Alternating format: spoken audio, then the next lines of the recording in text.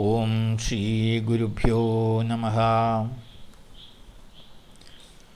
വിനയമാണ് പ്രാർത്ഥനയുടെ മർമ്മം. ഏത് മതവിശ്വാസത്തിലെയും പ്രാർത്ഥന പരിശോധിച്ചാൽ ഈ കാര്യം നമുക്ക് മനസ്സിലാക്കാം. ഈശ്വര, അവിടുന്ന് സർവശക്തനാണ്, എല്ലാം അറിയുന്നവനാണ്. ഞാൻ ആരുമല്ല, എനിക്കൊന്നും അറിയില്ല. അതുകൊണ്ട് എന്നെ കാത്തുരക്ഷിക്കണം. ഇതല്ലേ എല്ലാ പ്രാർത്ഥനയുടെയും അന്തസത്ത.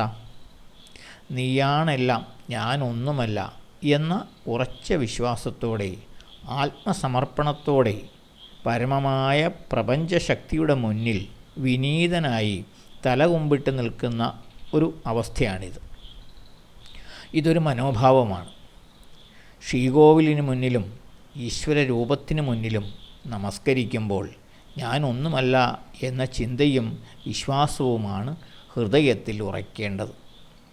എവിടെ വിനയമുണ്ടോ അവിടേക്ക് ഈശ്വരകൃപ അനായാസമായി വന്നെത്തും.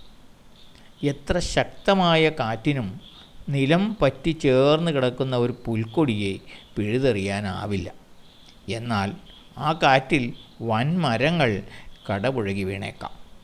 അതുപോലെ ഏത് പ്രതിസന്ധിയെയും അതിജീവിക്കുവാൻ വിനയം ഉള്ളവന് കഴിയും.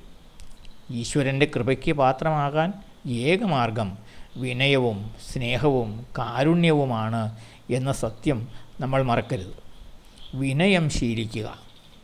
മനസ്സ് വിശാലമാകാൻ, അറിവും വിവേകവും വളരാൻ, എല്ലാറ്റിലുമുപരി ഈശ്വരാനുഗ്രഹം ഉണ്ടാകാൻ, അതാണ് ഏറ്റവും ഉത്തമമായ മാർഗം. ഓം ശ്രീ ഗുരുഭ്യോ നമഃ.